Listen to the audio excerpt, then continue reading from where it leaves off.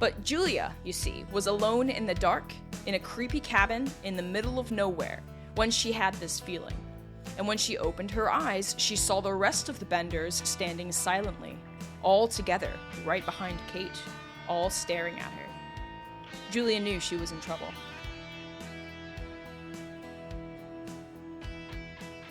Welcome to A Popular History of Unpopular Things, a podcast that covers the unpopular stories from history. Tales about disease, death, and destruction. I like learning about all things bloody, gross, mysterious, and weird. And today, I'm going back to an old favorite niche, the violence of the era of Western expansion. But because it's AF out, it's gotta be gross, right? So today, we'll look at a family of serial killers operating out of Kansas in the late 19th century. On May 5th, 1873, Deputy Sheriff Leroy Dick of Osage Township, Kansas, came to the Benders' plot of land on the Great Osage Trail, one of the only main thoroughfares heading into the Western Plains. The day before, a neighbor had reported some odd smells coming from the deserted Bender cabin, but when Leroy arrived, as a veteran of the Civil War, he knew exactly what he was smelling. The rotting and unmistakable smell of human decomposition. Over the next few days, 8 bodies, including one of an 18-month baby girl, 18 months old, were recovered from the Bender property, and previous bodies with matching injuries were also attributed to the family. So in today's episode, I want to talk all about that, but more importantly, the history surrounding the Benders. What was going on in late 19th century America that facilitated this kind of life? What was happening in and around Kansas in this period of time? How does the Civil War factor into any of this? And what other histories can we uncover through this gruesome tale? As always, we'll start by taking a look at the historical context leading up to this event. We need a good understanding of what Midwest America looked like in the 1870s to better see what life was like. And then, as we go through the story, we might also take some side tangents into relevant histories. And of course, we'll go into all the nitty-gritty details of the Bender family's crimes and what happened to them. You know who they kind of remind me of? I know I haven't really given you the story yet, but still, just keep this image in the back of your head if it helps. They remind me of the Baker family from Resident Evil 7. Just abject horror and bugs and grime and death and violence, just all of it. I mean, the Benders weren't under the influence of bioengineered mold or Eveline or anything, but it gives me the same vibe. And if you've not played, you don't know anything about video games or Resi 7, think maybe of the killer family from the Texas Chainsaw Massacre, the original one from the 70s. It's that kind of vibe. Now, a quick note before I get started. This story has become much more than just history. At this point, it's also a legend and has entered the realm of folklore. Now, I read an incredible book called Hell's Half Acre, The Untold Story of the Benders, a Serial Killer Family on the American Frontier by Susan Yonishush. She did an excellent job using primary source evidence to tell the real story, best as we know it, also taking care to discuss potential motivations behind various statements and pieces of evidence. She's done a great job parsing out fact from fiction, and I will do my best to do the same. But if you really like this story, highly recommend you read this book. Again, it's Hell's Half Acre by Susan Yonishush. Check it out, really good stuff. So let's get started. The Bender family committed the bulk of their crimes in Kansas in the 1870s, so let's focus on that. What was life like in the Midwest in the mid to late 19th century? That's the 1800s. Well, of course, we can't tell this story without discussing the Civil War. Many of the people involved in the story were veterans, so let's set up the broader picture of how the Civil War shaped life in Kansas, both before and after. I will give you what I can promise will be my briefest of summaries for those of you outside the US who didn't learn much about the American Civil War in school, or maybe some of you who did learn about it in school but don't remember much. Plus, it's just good history to know and reflect on. You know, those who forget the past are condemned to repeat it and whatnot. What a shame it would be for us to make the same mistakes over and over again when we have perfectly good history that will show us what will happen. Now, in the years leading up to the Civil War, there was a growing tension between the northern and southern states over two main topics: the institution of slavery and states' rights versus federal authority. The former isn't so much an issue anymore, at least the chattel slavery that we studied back in the 19th, 18th, 17th centuries, but the latter sure is, states' rights versus federal authority. But in the 19th century, at least, the backdrop to both of these issues was social and cultural differences between Northerners and Southerners. The antebellum Southern economy, and antebellum is a fun word that refers to the pre-Civil War period, specifically from 1820 to 1861, just in case you've always heard the word but never asked what it actually meant. The antebellum Southern economy was primarily agricultural. You might also hear the word agrarian synonyms. Now, popular cash crops at the time in many southern plantations were cotton, tobacco, and rice in that order. Of note, cotton made up approximately 2/3 of antebellum American exports, just to give you an idea of how big and popular cotton plantations were. Cotton, though, is incredibly labor-intensive. In 1793, almost 70 years before the Civil War began, a man named Eli Whitney invented the cotton gin, which mechanically separated cotton seeds from cotton fiber, which definitely helped speed up production. But it did not eliminate the need for human laborers. In fact, it had the opposite effect. Since it made production faster, more and more cotton plantations opened up to take advantage of the extra potential profit. Men and women were still needed to grow and pick the cotton from the plants to keep those cotton gins running. Eli Whitney had hoped that his invention would make slavery obsolete. No need to force an entire race into bondage if a machine could do it for you, right? Right? Anyone? But instead, it actually reinvigorated the slave trade. Faster production meant growing more cotton to keep up with it, which meant more and larger plantations, which meant more and more enslaved laborers. And besides, the institution of slavery wasn't just about the labor and the economy, right? It was the subjugation of peoples deemed lesser for absolutely garbage, racist reasons. I've done plenty of episodes on that. A popular one seems to be my episode on the Belgian Congo, where I do a deeper dive on imperialism in Africa and the reasons for it. You should check it out sometime, that's a good one. But don't just trust my word for it, right? Let's take a look at the data to back up my claim that more people were enslaved after the cotton gin was invented. It's always important to make sure that there is evidence to back up the things that you are saying. Now, there's this brilliant tool at slavevoyages.org, which has collated centuries of data.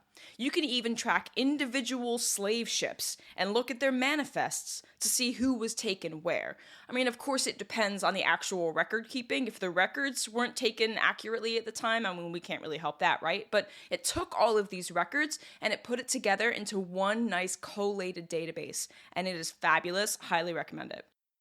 I focused on the data for years where ships left Africa for just the mainland United States. We know, and I'm sure that I've mentioned this before, that the bulk of African slaves were actually brought to sugar plantations in the Caribbean and South America.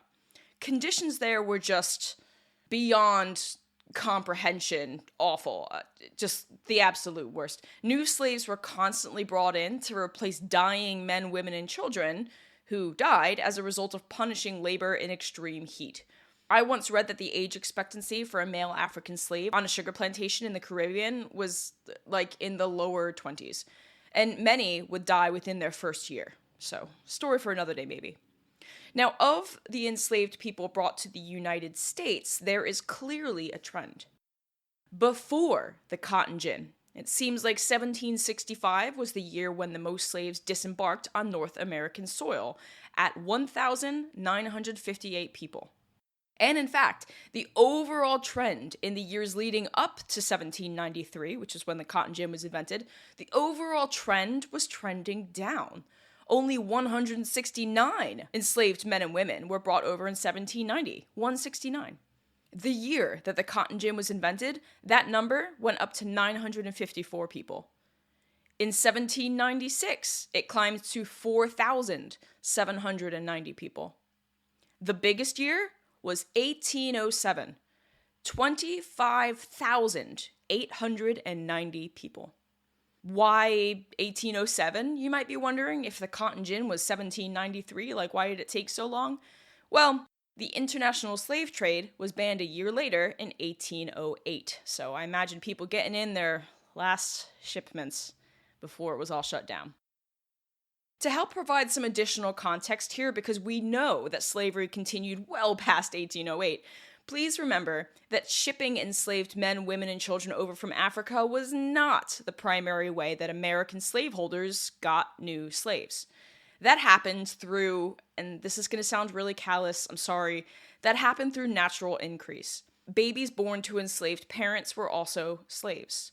And then, of course, there's internal slave trading within the US, which was not made internationally illegal. That was still allowed. Think back to any media you've seen depicting slave auctions, right? The horribly, horribly dehumanizing slave auctions.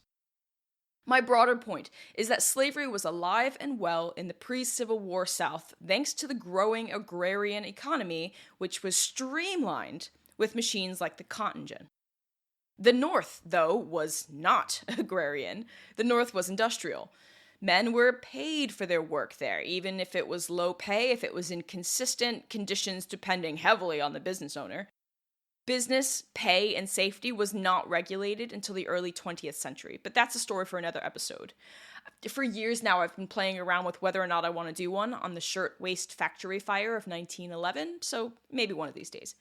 But there is no massive institution of slavery in the North like there is in the South. Could things have carried on in this way for a while longer with the industrial North and the agrarian South, and they got their own thing going on?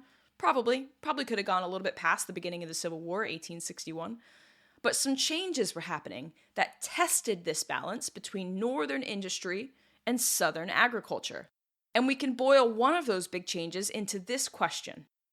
What do we do with new states? Do they carry on with the institution of slavery, or will they be free states? So let's look at Kansas, which is the geographic heart of today's broader story about the Benders, and to a lesser extent for the historical context, Nebraska too. In 1854, the Kansas-Nebraska Act created two territories, Kansas and Nebraska, but the bigger question was whether or not they would be slave-holding territories. Well, the Kansas-Nebraska Act allowed for popular sovereignty. Side tangent into my life. I used to love calling this Popsov. I don't know why. Popular sovereignty, Popsov. It used to be so fun for me to just walk around pretending like I was a little historian in high school going, oh, but Popsov. Don't forget about Popsov. Such an idiot. Popular sovereignty. Popular sovereignty is the idea that people would choose. What a concept. And the governments of each territory would do what the people wanted. You know, like a proper democracy where the people's will is taken into account, and if most people vote for a thing, it happens. Anyway, the 1854 Kansas-Nebraska Act also repealed parts of a previous piece of legislation, which was the 1820 Missouri Compromise. Don't zone out. I know that you're probably thinking of your old US 1 history class and zoning out because there are so many treaties and names and things, but I swear this is important, okay? So in 1820, there was something called the Missouri Compromise, which, among other things, allowed Missouri to be formed as a slave state. They wanted slaves. This was their compromise. But the compromise was, okay, that slavery would be prohibited in the vast Louisiana territory, which was north of the 36-degree 30-minutes parallel line, which is, in today's geography, the Arkansas-Missouri border. It made sense, they thought, to repeal this rule in 1854, since the new territories were now allowed to vote via Popsov. Sorry, I was such an idiot in high school. Via popular sovereignty, whether or not they would be slave states or free states, right? So Missouri is going to be the slave state, But, like, anything above the southern border of Missouri, according to the Missouri Compromise, that was going to be free. No slaves above that, except Missouri. That was the compromise, okay? But now it's 1854, and we're saying that Kansas and Nebraska, which are basically at the same line and above that line, if they're being given the right to choose, then we have to get rid of that part of the Missouri Compromise, right? Like, if Kansas or Nebraska want slaves, that's above the line. So clearly we're going to have to we're going to have to dissolve that idea, okay? It makes sense for them at the time, I suppose. If you're giving people the choice of whether or not these new states would be slave states or freed states, you can't have a blanket ban on slavery. Okay, that sounds so weird to say out loud, by the way. Obviously, slavery and the institution of slavery is wrong. Obviously. Even though it does still exist in the modern era, but I don't want to rant about that right now. But at the time, okay, that was all the logic. I hope that made sense. Now, when I tell you that repealing that part of the Missouri Compromise led to conflict, I would be underselling the history. So many people had stakes in this political game, and I don't even just mean the men, women, and children who would be enslaved or not enslaved, depending on how the vote went. Now, it was kind of assumed that Nebraska, which is the more geographically northern of the two states, would vote for freedom over slavery. That was kind of a foregone conclusion. But Kansas? Well, by repealing the part of the Missouri Compromise that banned slavery north of that line, 36 degrees, 30-minute parallel line, the anti-slavery crowd was now concerned that slavery would start creeping north, like it had already done in Missouri. They didn't want it to keep creeping north again. And also, apparently, to the anti-slavery crowd, it was now up to the settlers of those states to decide something as major as slavery, not Congress? Ah, the swings of democracy, eh? Now, the conflict between the pro-slavery and anti-slavery camps in Kansas became violent as people argued over slavery and federalism and states' rights in their newly created territory. And that tension boiled over into an event known as Bleeding Kansas that occurred between 1854, which is when the Kansas-Nebraska Act was passed, and 1859, which was right before the Civil War. There was electoral fraud, there were raids, there were assaults, there were political murders, and just, in general, more acts of violence across the board. Anti-slavery factions in the state had to contend with pro-slavery factions, with people from both camps moving in and settling into the new territory to try to change the outcome of the popular sovereignty vote. Now, overall, the majority of Kansans wanted Kansas to be a free state. Okay, so popular sovereignty was going to go in favor of freedom. And during the secession crisis of 1860 to 1861, which is what triggered the American Civil War, it was when 11 southern states formally seceded from the Union to create the Confederate States of America. Kansas was then admitted to the Union as a free state in 1861. Bleeding Kansas, that period of violence and bloodshed and all that, that is seen as a precursor to the Civil War.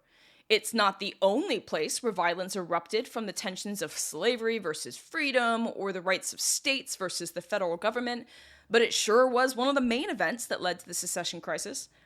And then, once Abraham Lincoln won the presidency in 1860, and southern states felt their own institution of slavery and states' rights were threatened, they left the Union and formed their own government.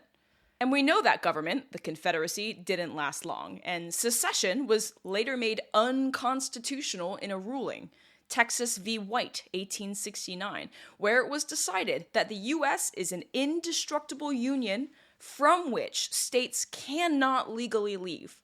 So any talk of seceding from the Union is expressly unconstitutional. The broader picture I'm painting here is that Kansas, in the period before, during, and after the Civil War, was a very tense place. Violence became the norm. People were constantly traveling into and out of the state, either with their own political aims, or maybe just to try to move out west and try their luck with unclaimed land. And let's talk a little bit about that too, because that's really important to the story as well. The height of westward expansion was roughly in this same period. It started with the gold rushes of the 1840s. You can check out my first ever episode on the Donner Party for a look at the most infamous story of 1840s westward expansion. But the westward expansion continued through the middle of the century with the Homestead Act of 1862, which provided 160 acres of free land. It's free real estate. To any Union settlers willing to farm it for at least 5 years, and they had to turn a profit. Now, I say Union settlers because I mean Union settlers. The Homestead Act only applied to people who had never taken up arms against the United States. So, no Confederate soldiers. As a result, over 270 million acres, which is roughly 10% of total US land today, was settled with homesteads. Man, sometime soon, I really need to do an episode on the impact that all of this had on the indigenous populations. Perhaps it's time to put together an episode on the Trail of Tears. Or maybe the Navajo Long Walk. Maybe both in the same episode.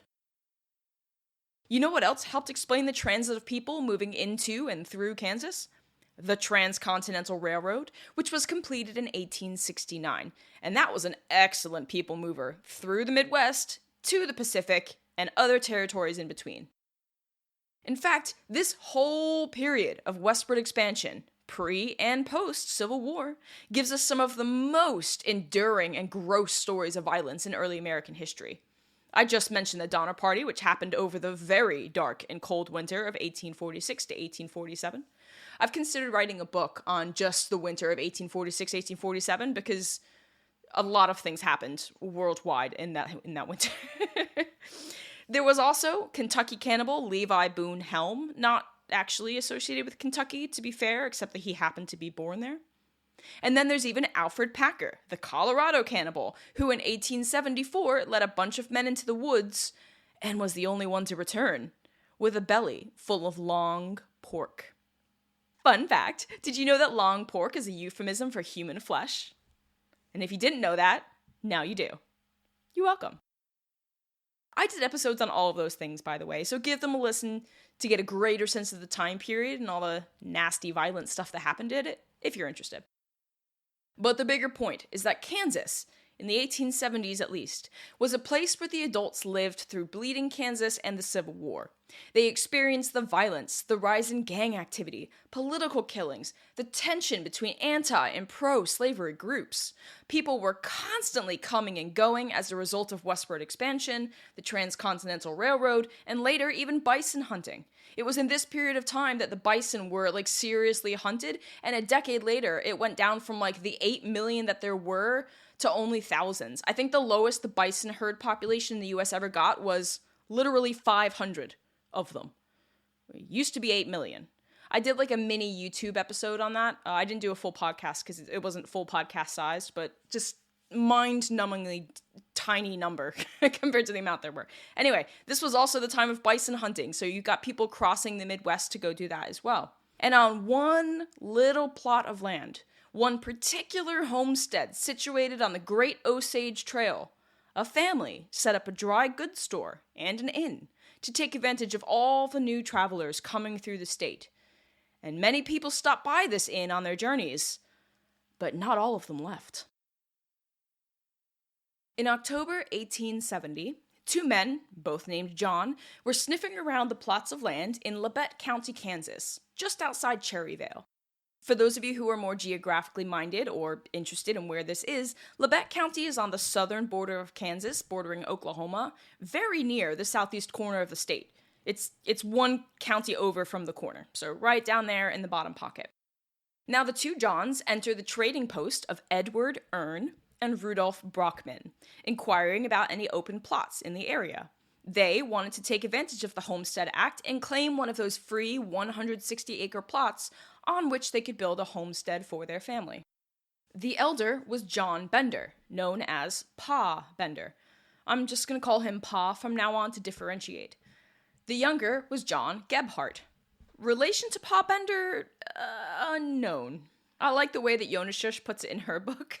Quote, though the 2 men did not share a surname, a natural assumption existed that they were related either by blood or by marriage. Neither man ever elaborated on the matter. End quote.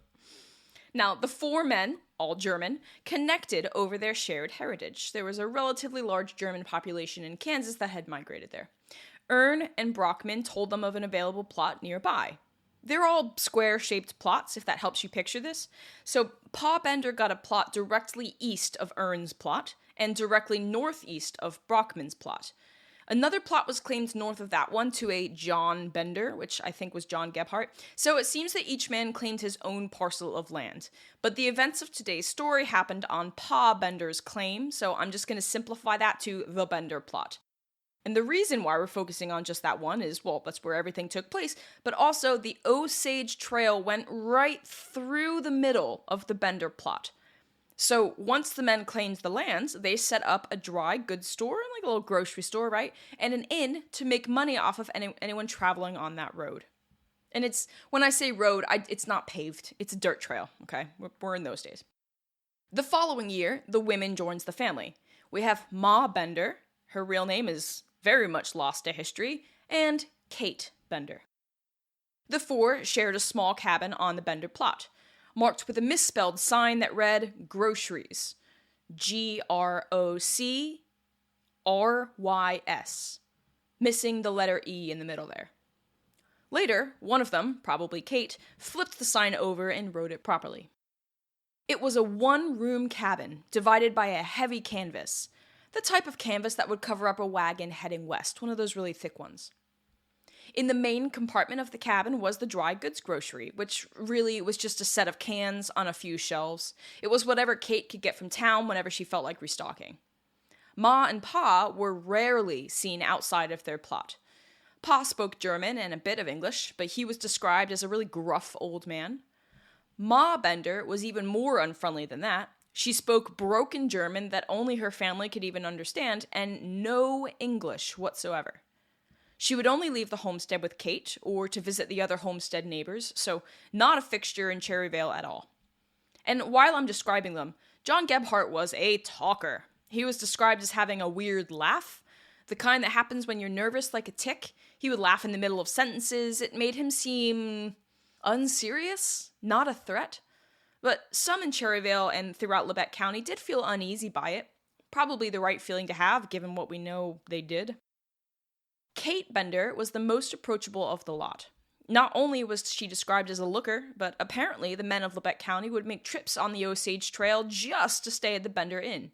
She was apparently at first quite genial, very attractive. People liked talking to her. She and her lover? Honestly, it's not clear. Her and John would be the ones who went to town to stock up on supplies, talk with the locals, all that kind of stuff. And again, I love how Jonashish puts it, so I'll just quote her here. Quote, "The siblings, or lovers, became experts at encouraging people to divulge information without realizing they were putting themselves in danger." End quote. So they were fast talkers, and they ingratiated themselves into the community to get the info and the goods that they needed. Because they weren't a family with good intentions trying to make it out west, they were criminals and killers. Let's get back to the house. Now the front, as I explained, was where people would buy dry goods on their travels. There was also a nice walnut table, probably the nicest thing they owned, with two benches right in front of that canvas curtain. Behind the canvas curtain was the Bender family's sleeping area. Just pallet beds or straw mattresses, all of it infested with bugs. And when guests would stay the night, because I mentioned it was an inn, they would either sleep outside, weather permitting of course, or with their valuables in the main room. Nobody went behind the curtain. There was also a trap door underneath the curtain and table area. It was an empty space with a large stone slab in the bottom. Nothing was really stored in there though. There were always flies crawling around the trapdoor floorboards, and it was usually empty. And since I mentioned the flies, it is worth saying that this little cabin was squalid. I mean, sure, sharing a tiny space with 4 people is always going to be very crammed, and there's probably lots of frontier settlement dirt everywhere, but the people who came and went from that place, they all remarked on how squalid, dirty, and bug-covered everything was. But Kate was charming and apparently pretty enough that it didn't stop visitors from coming by to shop or spend time there, hoping to catch her eye. Now, in addition to the inn and grocery, Kate Bender also advertised herself as a spiritualist. Spiritualism was a religious movement in the 19th century based on the idea that the soul survives death and can communicate with the living through mediums. It was a relatively new movement in this period of time, and there were many who claimed to be spiritualists. Some very much believed that they had this power, but of course many were just doing it for the grift, right? To try to make money, to scam people. Kate Bender, of course, was the latter. There's even an advertisement that Kate put out in the local newspaper that I'll read. It's dated June 18th, 1872. Quote, title of the article, Professor Miss Katie Bender. Text of the article, well, it's not really an article, it's more of an ad. Text, can heal all sorts of diseases, can cure blindness, fits, deafness, and all such diseases, also deaf and dumbness. Residence 14 miles east of Independence, on the road from Independence to Osage Mission, 1.5 miles southeast of Norhead Station. End quote. Anything for the money, I guess. She was a total scam artist. But she certainly wasn't the only one caught up in this spiritualist movement, either for real or for profit. Remember that this is the post-Civil War world, and many were still reeling and grieving from losses stemming from that conflict, some even before the conflict. Mary Todd Lincoln, for example, was beside herself with grief when her and Abraham's third son, William Wallace Lincoln, died in the White House of typhoid in 1862 at 11 years old. And Mary Todd was inconsolable. Apparently, Willie was her favorite son, which must have been a bummer for her eldest, Robert Todd Lincoln, who was the only one of the 4 Lincoln boys to properly survive into adulthood. Their second son, Edward, died of tuberculosis at age 4 in 1850. Their fourth son, Thomas, aka Tad Lincoln, died of either tuberculosis or pneumonia at age 18, shortly after his father's assassination. But it was Willie's death that led Mary Todd Lincoln to the spiritualists. She held numerous seances in the White House to try to speak to her favorite son, which was controversial to say the least, but it gives you and me a good idea of how popular spiritualism was at the time. She reportedly continued to have seances to try to speak with Abraham, too, after his assassination. But Kate Bender didn't provide spiritualist services to comfort the grief-stricken. She had criminal intent. Did she actually believe in it? Well, we don't and we'll never know. But she certainly used it to allure people to the Bender cabin, both women and men. And in events where she plugged her spiritualist services, she would also talk about how she believes in the idea of free love, which is exactly what it sounds like. That men and women should be free to love who they want regardless of marriage. You could probably imagine why men would want to stop by the Bender cabin and meet with Kate, even if it was a dirty, bug-infested, run-down shack. But it wouldn't be long until strange things started happening to people who visited the Benders or made use of their inn. Now, if you recall, one of the 2 men who recommended the Benders take up a plot on the Osage Trail was Edward Erne, a fellow German who also owned a little trading post in the plot immediately west of the Benders. Now, Erne got engaged, and if I was reading this right, he got engaged to his foster sister and wanted to bring his new fiancée and his foster mother, which was the girl's birth mother, over from Germany. To do this, he was going to scout out a new property where they could all comfortably settle down, leaving the store to just Brockman. Now, when Erne's fiancée and future mother-in-law came over, he had to go out searching for a new plot, so he recommended that the women stay with the Benders next door. After all, Kate was friendly and they'd be fine there, right? In retrospect, oh my god, what a horrible idea. But this was before all the murders, and he had no reason not to trust the slightly weird but otherwise harmless Bender family. I mean, yeah, John had that off-putting laugh and the parents were grumpy, but Kate was nice, right? He reckoned things would be fine. At one point, Kate decided to take the women out relic hunting. This was a popular pastime for frontier settlers at the time, as they were settling on, stolen indigenous lands. So there were tons of little relics buried or half buried in the ground, and people would enjoy going out to look for them to display in their homes.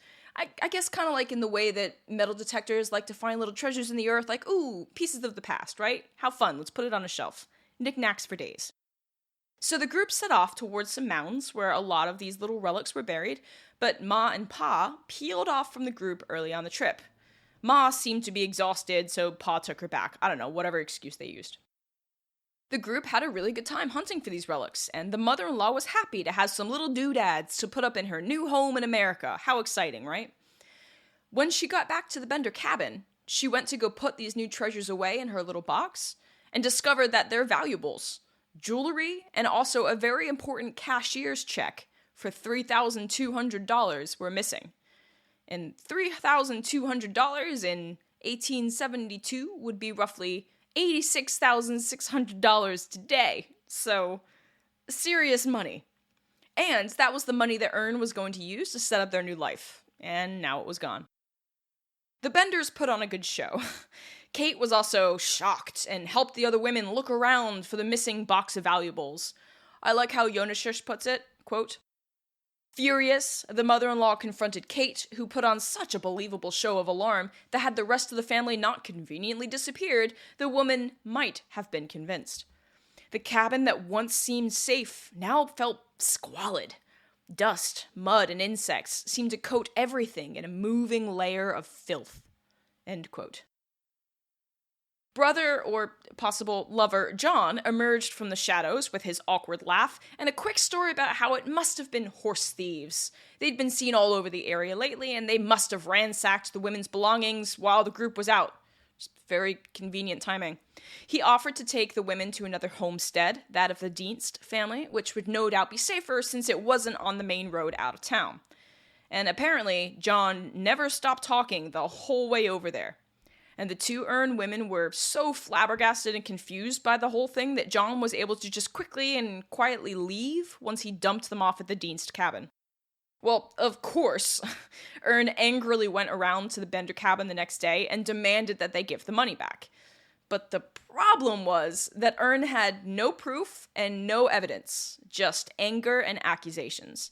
And there happened to be other guests at the Bender cabin at that moment, and to those witnesses, it just looked like this angry dude accosting and confronting this perfectly lovely, normal family with no proof to back up his claims. What Ern should have done was to go to Leroy Dick in Cherryvale. He was the local official who would handle these kinds of things. But he didn't. And when Ern eventually did seek out Leroy's help, it was too late. There was no tangible evidence. There certainly wouldn't be any now if they did indeed steal anything. And John's story about horse thieves was actually kind of plausible. Ern ended up marrying his wife, and the three moved out west to Texas, leaving the whole affair behind them. But the Benders escalated from thievery to attempted murder next. And it all centered on Kate Bender. Now, I previously went over how she claimed to be a spiritualist, someone who holds seances to speak with the dead. It was a popular thing at the time, a good way to grift the vulnerable out of money. But there were other people in Cherryvale who actually believed in this religious movement, and one of those people was a woman named Julia Hestler. Julia worked at the local hotel in town, and she was a tall woman for the time, at a little under 6 feet. I mean, I guess that's tall for women now as well. Now, for a time, Kate Bender worked at the hotel as well as a waitress, and the two became friends with their shared interest in spiritualism. So on one occasion, Kate invited Julia to the Bender cabin to participate in a seance, and Julia was very happy to attend. She took her stuff with her, she got on a stagecoach one way heading out there. She intended on staying the night, because after all, it was an inn, as well as the home of her friend, right? Never mind that it was definitely small and decrepit looking from the outside. It's fine. She's sure it was going to be a great time. But when she went inside, she was shocked to see it was just the two of them. She had expected a whole ring of women participating together, right? But it was just Kate and Julia. And it was kind of dark in there. But I mean, they're doing a seance after all. You do that kind of stuff in the dark with a candlelight, right? But Julia felt weird. There was a weird smell in the cabin. There were flies everywhere. But Julia, not wanting to offend Kate, she sat down at the table with her back to the canvas sheet, as directed. And then Julia closed her eyes, and Kate began the seance. But Julia still had this persistent, bad feeling. I'm sure you felt that before, right? Have you ever just had your intuition tell you that something is seriously wrong? Now, I can only speak from a woman's perspective, what I have felt in my life, but, you know, when the man on the train gets on and you know that he's looking at you, you can feel that he's looking at you, and it's making you very uncomfortable. Like, it's not a normal, you accidentally happen to lock eyes with someone, like, you know that there's some malintent there. Or maybe the footsteps behind you when you're walking in the streets are matching yours too evenly. Always, always listen to that instinct, ladies and gentlemen. Seek out help, go into a store if you're alone, walk confidently, shoulders back, head up high. I was always told don't look like a victim, which I don't really know if I like that advice, but walk confidently, keep your phone near you, be on the phone. But Julia, you see, was alone in the dark, in a creepy cabin in the middle of nowhere, when she had this feeling. And when she opened her eyes, she saw the rest of the Benders standing silently, all together, right behind Kate, all staring at her. Julia knew she was in trouble. She told Kate she needed to use the bathroom, so she excused herself from the table, stood up, and I can imagine used every ounce of strength and control to calmly walk towards the door, past the Benders standing in her way, watching her. There's nothing more uncomfortable, and I know this from experience, when you feel that something is wrong and you want to leave the room, but the person is blocking the only exit. That is a really panicky feeling. She saw something in Pa Bender's hand and assumed it was either a gun or a weapon. As Julia was trying to walk by, Kate made a move towards her, and she took that as her moment to run. She bolted out the door, falling over in the dirt occasionally, as she heard a gunshot ring out from behind her. She panicked, of course, and laid low, not wanting to be seen. She heard arguments in German and English, and more gunshots periodically ringing out into the open plains. Julia recounts crawling, as low as possible, in waterlogged soil. She snuck a quick look behind her and saw Kate holding a lamplight, looking around for her. But she had nowhere to hide on this open, flat, dusty ground, so she knew that she had to run. And as soon as she could, when Kate turned around, Julia took off. By the time John found the flattened trail where Julia had been crawling, she had already gotten far enough away that a gunshot couldn't pick her out from the other silhouettes around her. She had gotten away. But nothing happened as a result of this. The neighbors thought it was creepy, sure, but no crime had been committed and nobody was injured. But soon enough, crimes would be committed on the Bender homestead, and 11 other people would not be as lucky as either the Earns or Julia Hessler to encounter the Benders and get away with their lives. In March 1872, walkers stumbled upon a campsite while hunting for more of those Indian relics. But the campsite was a mess. There were supplies all over the grounds, the place was wrecked. It was a relatively common thing. There were wild hogs in the area, and they would trample through and eat anything they can get their mouths on. But things got dark for those walkers when they saw a dismembered foot in a sock. From what remained of the poor man, investigators were later able to tell that the back of his skull was caved in with a blunt object of some kind. There was nothing else of note, and no way to tell who killed him, so the campsite body disappeared from the public consciousness for a while. 7 months later, October 1872, 2 boys were on their way to go fishing in a creek. While trudging through the bushes, they noticed rags caught in the branches of a tree that were stained with blood. And as they went further into the brush, they found the body of a man, later identified as William Jones, who had recently left his family to go work on building a schoolhouse over in Osage Mission. William Jones had a laceration across his neck and a skull injury, similar to the unnamed campsite body. Mr. Jones had a skull fracture consistent with a blunt force injury. It was so rough that pieces of the man's skull were lodged in what was left of his brain. The coroners determined that he died 6 days before he was found in the water, so his body was very swollen and waterlogged. And after William Jones was found, 3 more men disappeared. And then, suddenly, people remembered the campsite body. Were they connected? Was there a killer or killers in Labette County? Was it those horse thieves that everyone kept talking about? The man in charge of all of this was still Leroy Dick. He also thought that perhaps it was the horse thieves, but then one of Leroy's relatives, a cousin he didn't particularly like, went missing, Henry Mackenzie. And then a man named Benjamin Brown, who was looking for land to purchase for his growing family. Benjamin Brown disappeared somewhere out on the Osage Trail too. His wife, inconsolable, went looking for him. And you know what? She actually stayed overnight at the Bender cabin, crying in Kate's arms, desperate to find her husband that she didn't know her hosts had killed. And then another man, William McCroddy, an Irish Union Army veteran, vanished while on his way to the land office, also looking for property. And all of this is happening in 1872, by the way. Around Christmas, another story broke of a man found mutilated by hogs after being dumped on the open prairie with similar injuries to the unnamed campsite victim. He was identified as John Phipps and had $300 on him at the time of his disappearance.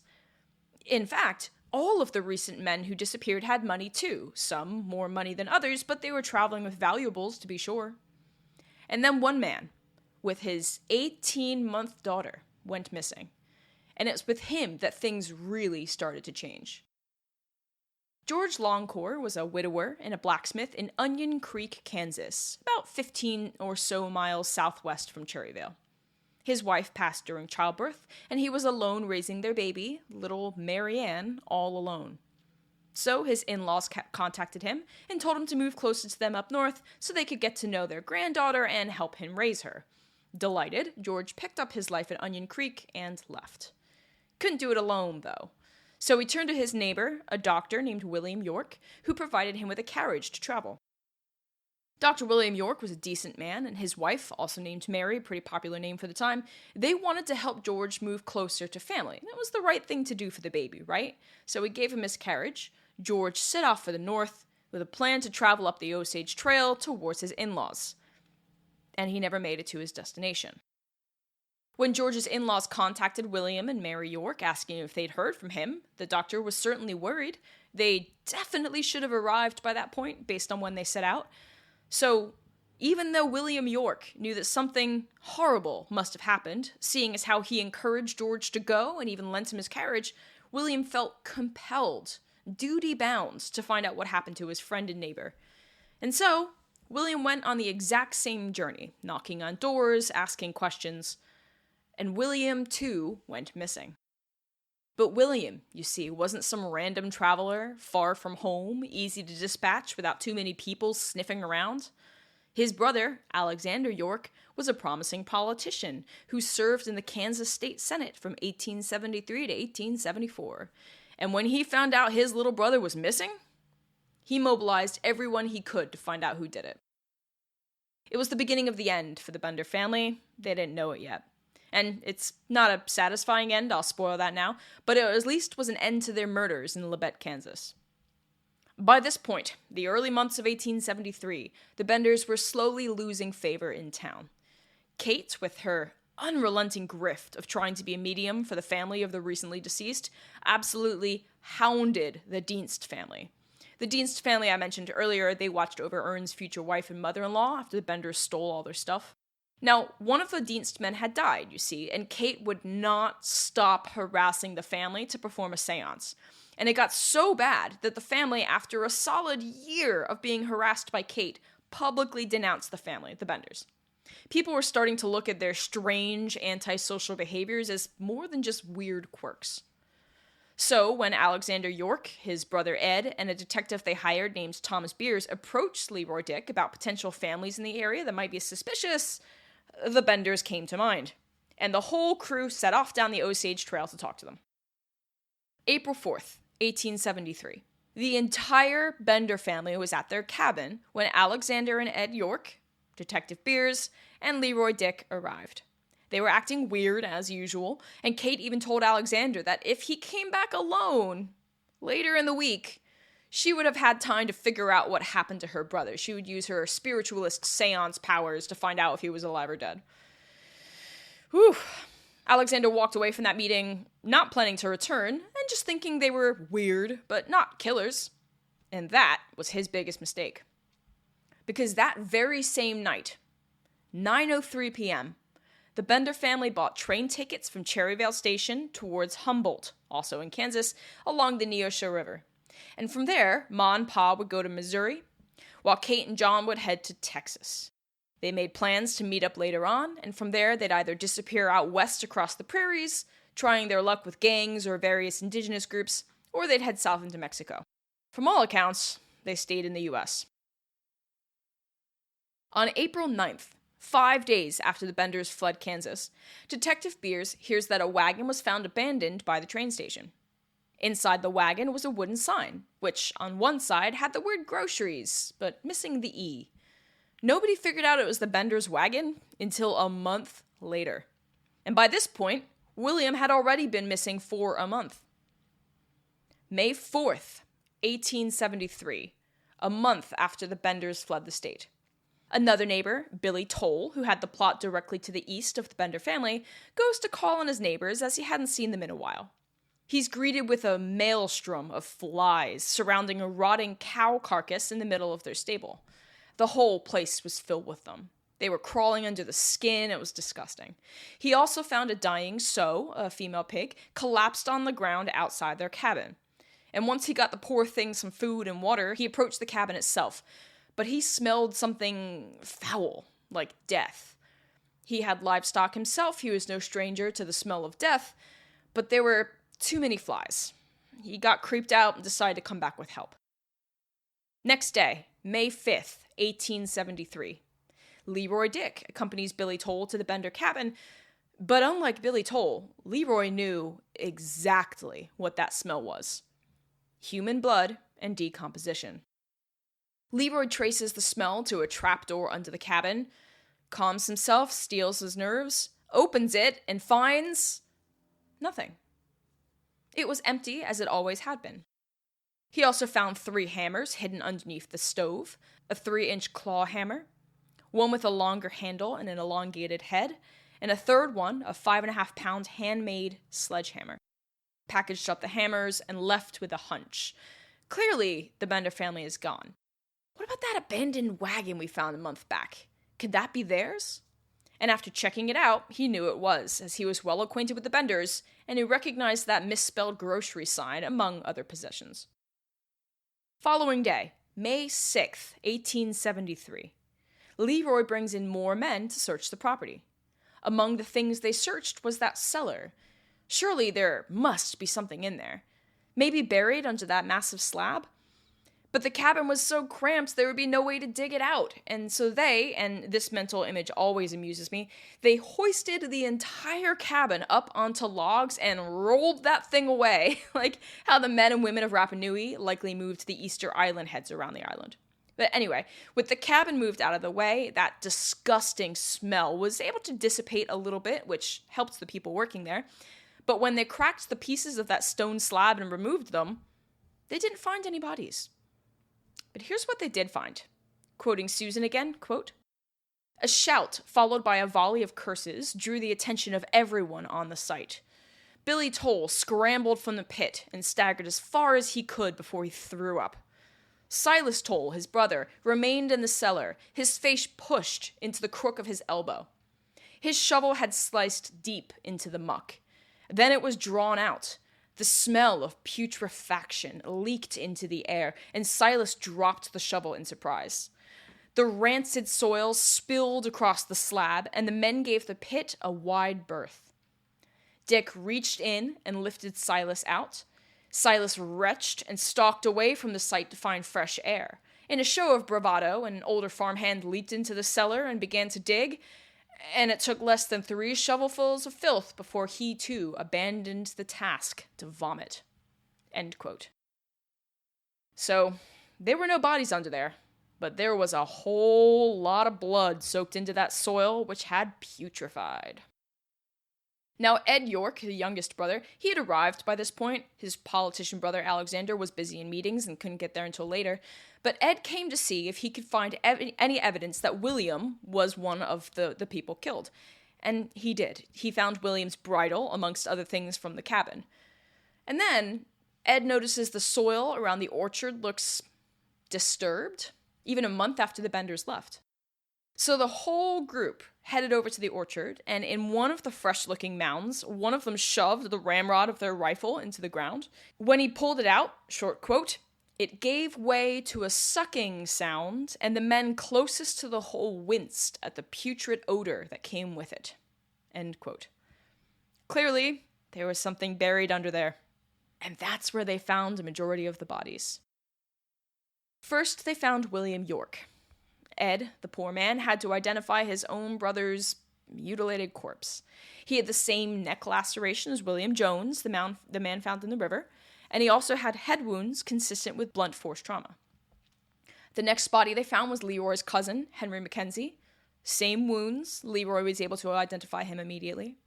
Then they found William McCrotty, who had tattooed identification on himself. His name, his date of birth, his regiment in the Civil War. He thought it would be a good idea in case he died in battle. Didn't quite die in battle, but it did help identify him. And then they found Benjamin Brown, the man looking for a new home for his growing family. George Longcore was next, and his 18-month-old daughter. Her little body was half hidden beneath one of her father's legs, and unlike the adults, there was no mark on her. By all indications, she was buried alive. Then they found another man who went unidentified for a while, but it turned out to be an Irish immigrant named James Feerick, who left his wife on the East Coast to find land out west, but disappeared. He was more decomposed than the rest, so likely he was the first killed of this set below the orchard. They then found an eighth body in a well, identified as Johnny Boyle. He was badly mutilated, wedged 6 feet down in an upright position. And in total, with bodies found elsewhere, including the ones with the matching injuries that were consumed by local hogs, the Benders had killed 11 people. That we know of, but could be more that we never found. The coroner put together a pretty convincing MO, modus operandi. Travelers were likely fed and then entertained by Kate, and like Julia Hessler at that botched seance murder that didn't happen, were placed with their backs to the canvas sheet. And once relaxed, a family member would then strike them from behind the canvas curtain, probably with one of those hammers, to stun them into submission. And then that hammer was used to beat in their temples, usually breaking their skull. And once they were knocked out, someone in the family would slit their throat, dump the body into the trapdoor to bleed out, and then, when it was safe for the Benders, they would move the now dead and bled-out body somewhere else.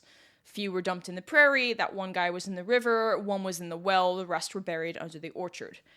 It explains all the blood soaked into the earth under the trapdoor, and it certainly explains all the flies. And their plot of land was christened Hell's Half-Acre. But unfortunately, the Benders were never caught. So where did the Benders go? Kate and John likely jumped the train above the Arkansas River and then journeyed through what was called Indian Territory. They likely purchased a wagon, horses, guns to arm all 4 family members once they reunited.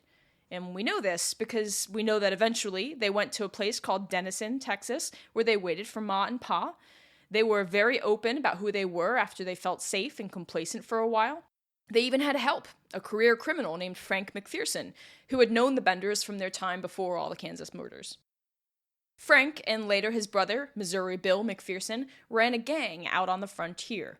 It's likely that the McPherson gang fenced much of the stolen property the Benders came across over the years, and we eventually caught Frank and Bill McPherson, which is why we know a bit about what happened to the Bender family. And funnily enough, the Benders left Denison, Texas. They were constantly shifting around, right, to avoid detection. They left Denison, Texas for the West on the same day that Leroy Dick smelled decomp on their property back in Kansas, May 5th. Leroy and Detective Beers did manage to track the Benders to the train station and later to Denison, Texas, but it was too late. They were about a month behind them. Alexander York, with his connections, got the governor of Kansas to provide some funds to investigators, including some members of the Pinkerton Detective Agency, but those funds always inevitably ran out. And the frontier territory, with its gangs and indigenous populations, put people off from trying to search for the Benders. It's dangerous out there. We know that the McPherson brothers got the Benders to a cousin named Floyd Slimp. That's really hard to say fast. Floyd Slimp. And they were together for a while. There was another man named Samuel Merrick who was also kind of in their orbit, and it's from these secondary criminals that we learn a bit about what happened to the Benders. Merrick, you see, was later arrested for horse theft, years later, and in an attempt to save his own skin, gave up everything he knew about the Benders, because he knew that they were still relatively hot topic in Kansas, and they went away without having to pay for their crimes, right? So he was hoping that he could, have a smaller sentence. So he told investigators that the Benders were living on Wild Horse Creek within Chickasaw Nation between Fort Arbuckle and Fort Sill. But this was also 6 years after their murders in Kansas by this point. And while the governor of Kansas and people in Kansas still wanted to find them, they were well and truly gone by that point. Many considered the Benders dead. Those who didn't couldn't convince the Kansas state government to finance expeditions to find them. And they weren't even in Kansas, right? So the governor considered it too risky and difficult to coordinate a manhunt across state lines. And so, nothing was done. Perhaps if Alexander York, and he always beat himself up for this, perhaps if Alexander York had recognized something about the Benders, they wouldn't have gotten away that night. Perhaps if they had recognized that wagon was the Benders' wagon, I don't know, not after a month, they could have followed them to Texas faster. But they didn't, and the Benders got away with it. In 1889, a woman named Frances McCann, who was not a spiritualist, but she was a self-styled clairvoyant healer, she claims that she found the Bender women.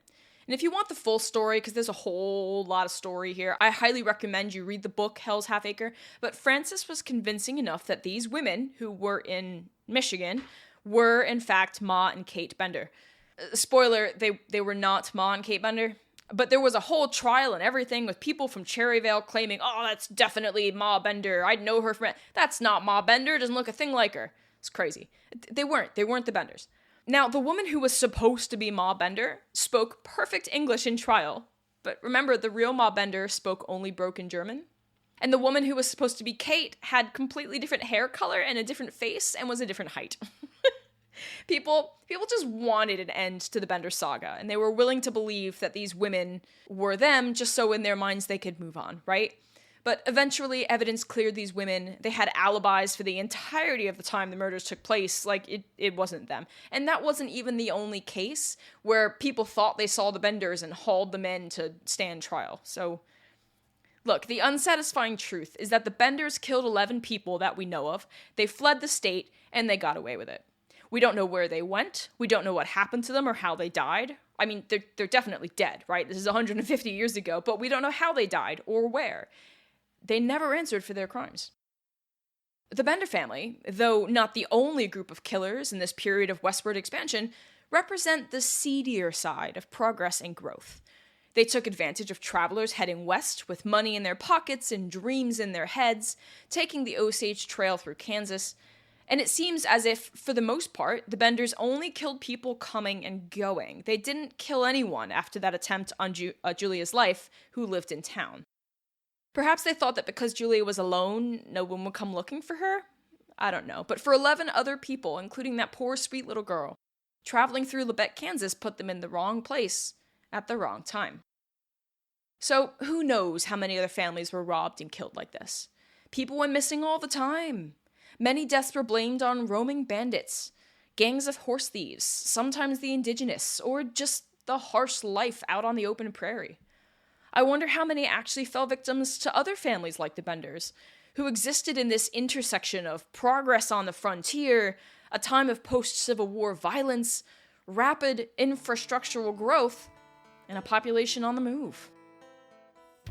Thanks for joining me for this episode of A Popular History of Unpopular Things. My name is Kelli Beard, and I hope you've enjoyed this episode on the Bloody Benders. Thank you for tuning into my podcast, and check out some of my other episodes if you want more. If you want to support the show, I've got a link in the description for Buy Me a Coffee. It's a site where fans can fund small creators like me, but without having to sign up for an account. I would, of course, appreciate any help you can give me, but honestly, I just appreciate that you listen to me talk about cool and gross and bloody history stuff. Be sure to like and follow my podcast, available wherever you listen, so you know when new episodes are dropped. And stay tuned to get a popular history of unpopular things.